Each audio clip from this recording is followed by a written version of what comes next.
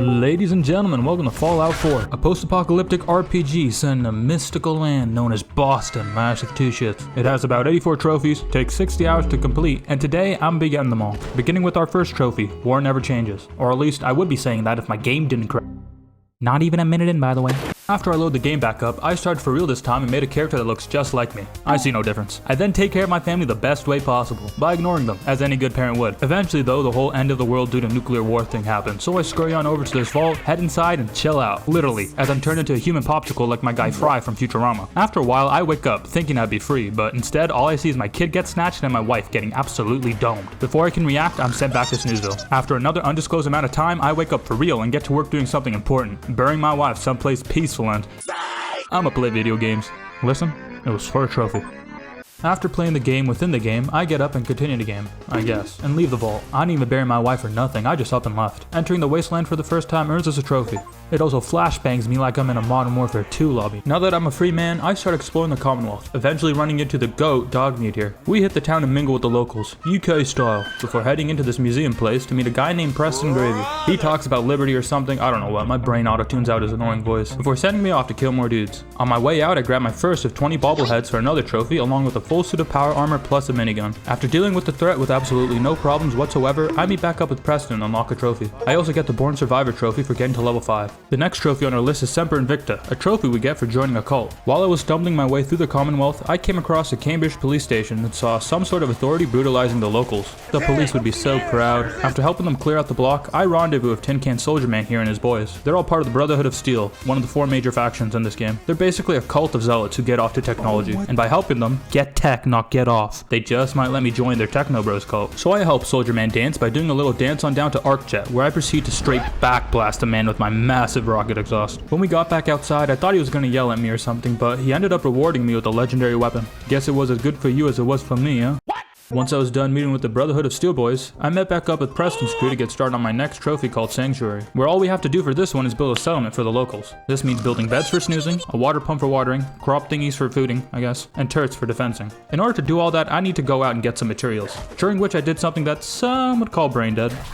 Yeah, that was probably in my top 5 dumbest plays ever, but I got a trophy for it, so tactical gaming right there. After turning myself into a shadow, I head back to Sanctuary and earn the trophy. I also got the Fixer Up trophy while doing this for building my 100th workshop item. Building shit is the best way to get XP in this game, so you know I've been all over that shit.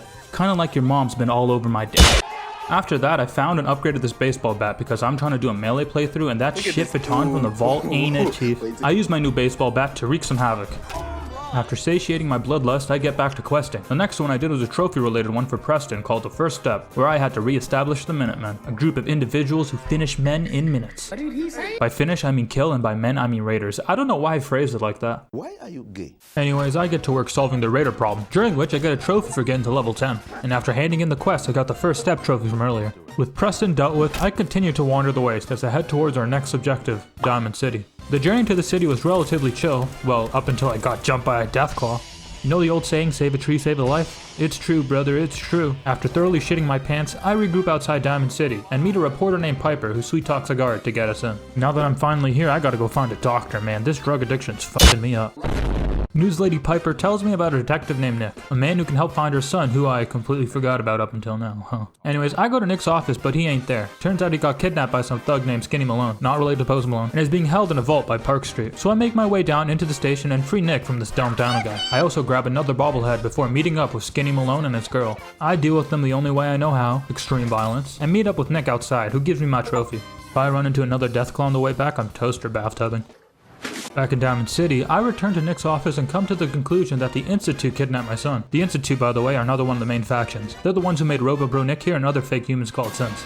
They're also the ones who hired a guy named Kellogg to steal my son, so our next objective is hunting him down via a long and boring quest, where I slowly follow Dogmeat across the Commonwealth. Whoever came up with this quest, I hope you stub your toe. Eventually, Dogmeat leads me to a place called Fort Hagen, where I find the brand I'm looking for, Kellogg. He confirms that the Institute took our boy, but doesn't give us any more info, so I calmly talk him down from a fight and leave with no incident.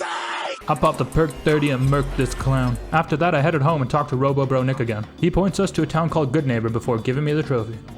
Before heading off to Good Neighbor, I met up with the Brotherhood leader aboard the Pridwin, a blimp that flew into town after I dealt with Kellogg. I do some quests for Mr. Coolcoat here, one of which involves getting the Fanatics a bunch of nukes, because that's a good idea, before heading off to meet with the fourth and final major faction of the main game, the Railroad. This is the humanitarian good guy faction, but to be honest with you, these motherfuckers are just a bunch of toaster lovers.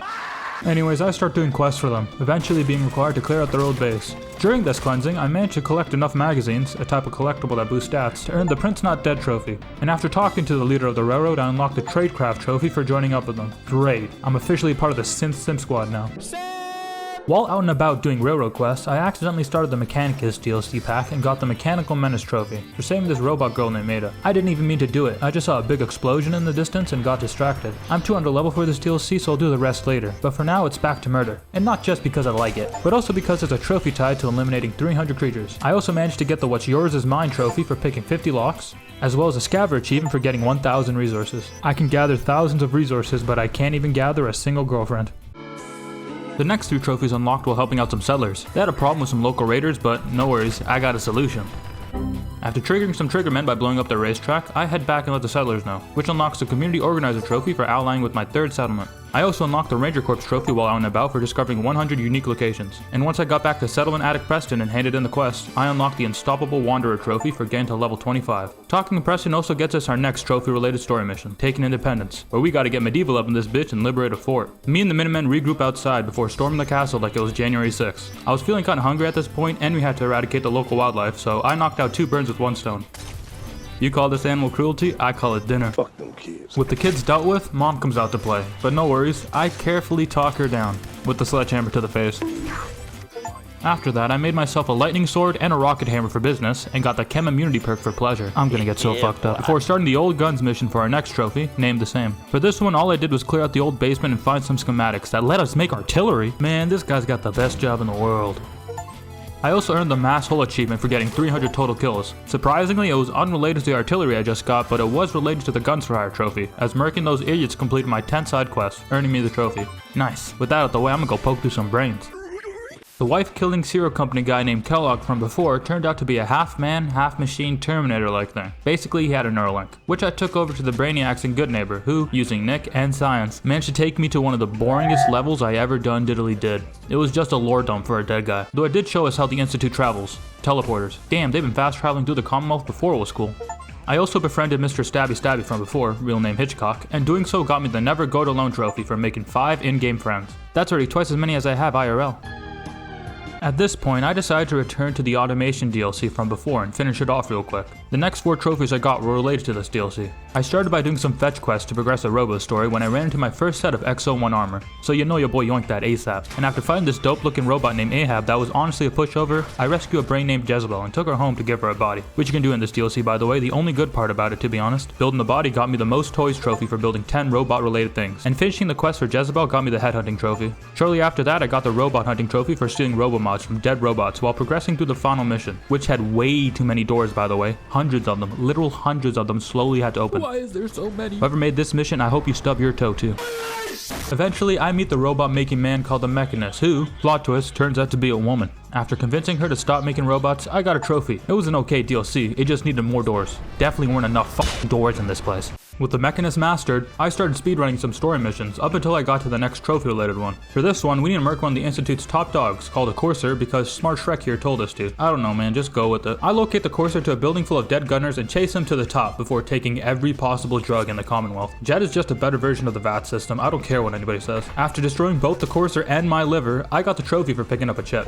Anyways, after building a teleporter with the help of the railroad, I got the molecular level trophy for teleporting into this place. And after getting acquitted with the important members of the Institute, I got the institutionalized achievement. Man, words are hard.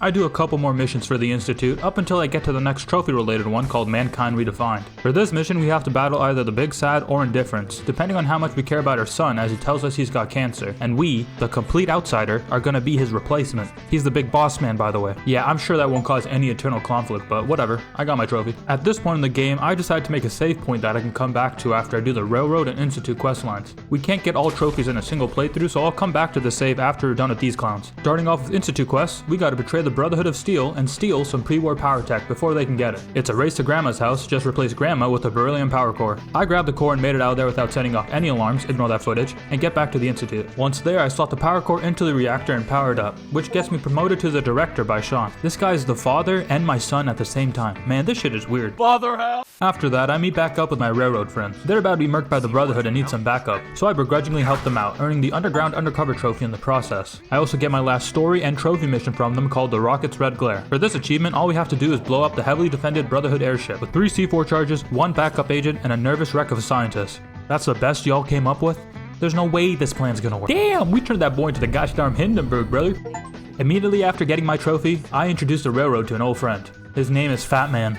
Blowing up those bozos felt real good, but it was also the last quest before getting the Institute ending. After watching my son die, I skipped the credits and load back in, getting me 2 trophies. Prepared for the future for completing the story, and Nuclear Family for getting the Institute ending. As a new leader of the Institute, my first official degree is to make like a poor father and abandon you all. No. After reloading that old save, I get to work helping out the Brotherhood of Steel by doing the exact same quests I did for the Institute. But instead of using the power core on a reactor or something that'll help us survive, we use it on a giant commie-killing, nuke-chucking death robot. Shit was so hyped this random guy was jumping for excitement, though only once. You good, bro? I need a medic! Before proceeding in the Brotherhood of Steel story, I went home to stock up on and craft some supplies. After 10 minutes of crafting, I got a trophy for making 100 jet.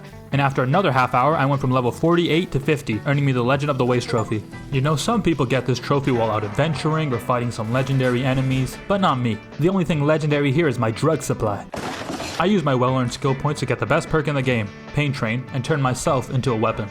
I also do one of those new update quests to get a new suit of Exo 2 power armor. You can tell it's better than Exo 1 because the number is bigger. And I can paint it red. I also got a Tesla cannon from a different quest. I tested it out in the local wildlife and let me tell you, it fucks. Both the enemies and my PC. I didn't use it much in case it crashed my game. Though when I did use it, I got the Harder They Fall trophy for game ending 5 giant creatures. I guess dealing with the creature that is your mom didn't count for this trophy. The next 2 trophies I got are related to a vault DLC they added, but to be honest with you, this shit is straight doo-doo caca. I stumble upon a vault where I meet this overseer lady. I spend the next 3 hours banging my head on rocks trying to clear the place out, and when I finally do, the footage corrupts, so I didn't even record the trophy pop. Here it is, Better Living Underground. I then spend another 3 hours doing boring experiments on the local populace until the overseer finally leaves and makes me the new one, giving me the oversight trophy. But my footage corrupts again, so I don't save that either. Here's proof and timestamp. The only good part about this DLC is Clum, a random guy outfitted with some dope vault threads and a new Pip-Boy, earning me the Vault Dweller trophy. Hell yeah, I love this Clem guy. After dealing with that chore of a DLC, I get 2 miscellaneous trophies out the way. They're not dolls for getting half of all bobbleheads. I killed so many Norwegians for this one. And Lovable for reaching max relationship with a companion. I just held her hostage and lockpicked till she loved me. I get back to the story after that and meet up with my main man Maxim. He tells me that Soldier Man Dance is a synth, so we gotta kill him. I make my way to his location, but instead of murking him, I do what I do best and take drugs. They boost my charisma and allow me to talk my way out the situation, earning me a trophy. I regroup back at the base and get started on the last Brotherhood story missions, starting with Ad Victoriam. For this one, the plan is simple. We gotta break into the Institute. Liberty Prime, the giant nuke robot, is ready to go, so I'm given the assignment of escorting him to the Institute. To be honest, he's escorting me. Eventually, we make our way to the CIT ruins and Mr. Liberty laser beams here blast a hole in the ground, allowing us access to the Institute. As soon as I enter, the trophy pops, and I get assigned a new trophy-related mission, the nuclear option. I wonder what that means. Please don't crash, please don't crash, please don't crash. Thank God. After the credits play, I load back in and talk to Mr. Coolcoat, who gives me the trophy, thus completing the main story. And after that, I got 4 miscellaneous trophies out the way. Benevolent Leader for getting a settlement to 100% happiness. I just built drugstores to make them happy. That shit had them spinning. Then I went for the Mercenary Trophy, one where you have to complete 50 miscellaneous tasks, think bite-sized side quests. While doing these side quests, I also managed to hack my 50th terminal, earning me the Roadco's Worst Nightmare Trophy. I also found the 20th and final bobblehead during my adventures, earning me their action figures trophy. I got the Mercenary Trophy shortly after that, but the footage corrupted. Essentially, I completed a quest for Mama Murphy. I gave her the final hit of that Benjamin, you hear me? She fucking dead. With the story finished, I decided to finish off some side content, starting off with the first good DLC pack released for Fallout 4, Far Harbor. It tasks us with going up north in order to find this guy's daughter named Kasumi. So after boarding the ship and waiting through a super long loading screen, the trophy pops when we first land on the gloomy, foggy paradise that is the American Northeast. The town's leader, Avery, questions why we're here as the town doesn't get many visitors. Immediately after, we get more visitors as the local wildlife tries to kill us. Keyword tries. Afterwards, Avery gives us more info on Kasumi's whereabouts. She's holed up in this place called Arcadia, a synth refuge. So I make my way there, head inside, and meet a man who can only be described as a robot hippie. You've entered a place of clarity. Man, I want what he's smoking. Robo Hippie is named Dima, and he's the leader of this synth safe house. He tells me Kasumi can be found in the basement, so I go down there, find her, and convince her to come home, finishing this DLC. Nah, I'm playing, that would make too much sense. Instead, Kasumi is convinced that Robot Hippie is hiding something, and is too far down the rabbit hole to just up and leave, so we gotta help her find some proof. I sneak around the place and eventually learn that Dima is in fact hiding something. From us, his own crew, and even from himself. You see, Dima offloaded some of his old memories because his brain got too full. He put them on storage drives and left them for later remembering. Damn, teenage me would have loved to do that after watching Two Girls, One Cup. Yo, what the fuck? And he also left the info in his old base that he gave to the Children of Atom, a local cult that worships radiation and the fog. So, you know, a totally sane bunch. I came back and told Kasumi what I learned, and once our conversation concluded, I got the Where You Belong trophy. Before heading on over to the radiation kids to grab Dima's memories, I do a couple side quests. They got me the Push Back the Fog trophy for unlocking 3 different building areas. I also got the New Englander Vacationer trophy for finding 20 new locations. I also found out the reason for my sadness. You haven't subscribed yet. Okay, now it's time to deal with the Children of Atom. So I heard you guys like radiation. Dima told me not to kill these guys, but to be honest with you, I'm doing them a favor. The cancer would have been worse. After dealing with the radiation victims, I plug into Dima's memories and start playing this level. Yeah, I had an existential crisis. They're sitting here like a bunch of dumbasses. After the joy that was the last level, I decided to clean up any non-story trophies. I got a trophy for killing 30 Far Harbor exclusive enemies. Bonking fish ain't never felt so good. I also nuked the last remaining Children of the Atom to get the Cleansing the Land trophy. I guess I wasn't thorough enough the first time. I then went home and threw some shrimp on the Barbie to celebrate, which earned me the Just Add Saltwater trophy. And finally, I picked up the last few collectible magazines I needed for the Islanders Almanac trophy. Boom. Now all that's left is story. The Matrix level from before ends up leading us to an unmarked grave at the bottom of this factory. In it, I find the corpse of town leader Avery. Turns out Robot Hippie Dima replaced her with a synth so that he could control the town from the shadows. Yeah, this shit turned dark real quick, man. I confront and convince Dima to answer for his crimes by surrendering to the town of Far Harbor. But don't worry, after all the side quests I did for them, I'm sure if I put a good word in, they won't do anything too hard. Well, I tried. After Dima got murked and Avery was finally done yapping, I got the Way Life Should Be trophy, a story-related one, and headed on back to Arcadia. This place is doomed without its leadership, but that sounds like an issue, not an ish me. I'm just here for the girl. So after talking to her and heading back to the Commonwealth, I got the final trophy of this DLC, close to home, for finally bringing Kasumi back. Overall, I'd say this is the best DLC pack in Fallout 4. It's way better than that stupid Vault one, man. With the DLC finished, I head back to the buggy mess that is the Commonwealth, just to get the Armed and Dangerous trophy for crafting 50 weapon mods, before heading over to the final DLC of Fallout, Nuka World. A pre-war park turned raider base, Nuka World is an interesting DLC where instead of being a beta settlement builder, you play as the bad guys. But before we can RP as Caesar's Legion, we gotta finish Taken for a Ride, a trophy and story mission for entering the park, where all we gotta do is get through this gauntlet here and... Not gonna lie, this part jump scared the balls off of me, but the Tesla cannon made the rest of this gauntlet easy. And after killing the raider boss at the end using some clever weaponry, I take his place as a new overboss and get the trophy. You know, now that I think about it, I just squirted on a man till he died. Now that I'm the overboss, it's time to earn the locals' trust, and also earn another trophy in the process. 2 birds, 1 stone type shit. I start by getting acquainted with the local leaders. Nisha runs the Disciples, a bunch of emo sadists, Mag runs the Operators, a bunch of greedy fucks, and Mason leads the Pack, a bunch of colorful, dumb idiots. I grab a quest from each of the leaders and get started on the Raiding for a Living trophy, where I have to complete 12 quests for any raider gang. These quests involve going to the Commonwealth to murder or capture a target. This took a while because I had to teleport everywhere, and loading screens in this game are a bitch, even on an SSD. But eventually, I complete my 12th quest and hand it in, earning me the trophy. Back in Nuka World now, I get started on the next mission, where we gotta liberate 5 theme parks found throughout Nuka World. The first one I head to is Galactic Zone. The park is full of security bots that malfunctioned and now shoot anyone on sight. The game directs you to fix this by repairing a computer, but my eyes don't work good, so I end up killing every robot in the park before I even got halfway. I grab a couple magazines for a trophy later and head off to the second park, Kitty Kingdom. You know, it reminds me of Detroit, with the air quality of New Delhi. This park is run by a ghoul magician who can revive his homies after I murk him. I track his undead ass to a theater where he has one of the most anticlimactic entrances ever. I was gonna kill him, but somehow I managed to convince him to chase down his 200-year-old girlfriend, and he just up and left with his homies. Man, what a simp. I give the park to the Pack and head off for Dry Rock Gulch, aka RDRP Seaport. This park was a joke. I'm supposed to do 3 quests for these robo-citizens that would get me access to... But I just talked my way into skipping them, and I accidentally murdered this last guy.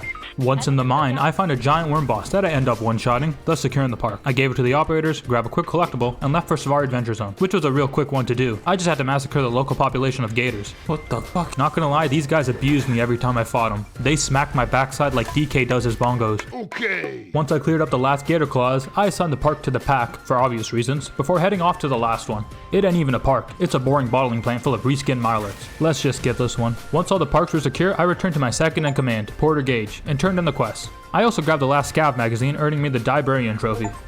Get it? Librarian plus die, cause there's raiders and... I'm sorry. With the park clear of threats and fully secure, it's time to turn our sights on the Commonwealth as we get started on the next 2 trophies. In order to get these trophies, we gotta take out settlements for the gangs. You can go about it 2 ways. 1, you kill the settlers and take their land. Easy. Or 2, you can convince them to leave peacefully. And then kill them. Doing it 3 times got me the Home Sweet Home trophy, and doing it 8 times got me the Hostile Takeover one. But while I was busy securing the Commonwealth, things in the park soured as the operators, the gang I gave the least parks to, decided to rebel and have taken over the power plant. I guess the operators ain't a fan of the RDR park I gave them. Makes sense too based on the price they're charging for it. I get to work on kicking them out in order to get our next story related trophy, Power Play. And by kicking them out, I mean kicking them out of their lives, as together with Stabby Lady and Mr. Crayon Eater, we storm the power plant and clear it out. Mags is holed up on the roof, but after thoroughly bonking her and her brother, the rest of the operators flee. I restart power to the park, watch a lame fireworks sequence, and return to Gage who, after talking to, grants me my trophy, thus completing the Nuka World story. Overall, this DLC is aight. Wish there was more park and less raiders, but it's aight. The last 11 trophies are miscellaneous ones, so I'm just going to fly through them real quick. Starting with Eye on the Prize. I got this one for getting 100,000 tickets at an arcade in Nuka World. I spent hours doing this. Then I got Home Run, a trophy for running a home run around Diamond City, like a coked out homeless man at 4 AM. The Timeout trophy for doing something I should have done a long time ago. Try give me another settlement now, motherfucker. Displaying weapon, armor, and power armor in their respective display cases got me the Show Off trophy. And I set up a factory at Starlight to build 100 objects for the Mass Production trophy. Next up is Prankster's Return for sticking a live grenade in some bozo's pocket. It was a blast. Trapper, Docile, and Instigator are related to taming creatures. Building one of each cage type got me the Trapper trophy. Docile unlocked when I let 5 tame creatures out in a settlement. Tamed my ass. And I got the Instigator achievement when I started a completely fair fight against a settler and a wasteland creature. Yup. Completely fair. I got the Beverageer trophy for crafting 20 different flavors of Nuka-Cola, which went perfectly with my last trophy, all sugared up. For this one, you gotta game end Nuka World creatures while tweaking off some Nuka-Colas. Clearing out all the parks made this one trickier, but wandering the small area around the park still spawned them. So I wandered, and wandered, and wandered, for what felt like hours. It was only 30 minutes, until I eventually ran into an unsuspecting group of buffalo. I ain't proud of what I did next, but in the end, it was all worth it. There it is. There it is. The last one. Hell yeah. And with that, Fallout 4 is complete, with every achievement, well, achieved. Overall, I'd say this is the second best Fallout game, only beaten by New Vegas. The GOAT. The story, dialogue, and writing is mid, but the combat and gameplay makes up for it. Power armor plus speed parts plus pain train equals the most fun I've had playing Fallout in years. You should try it out. Anyways, I hope you enjoyed. Make sure to like, comment, and have a good day. See ya!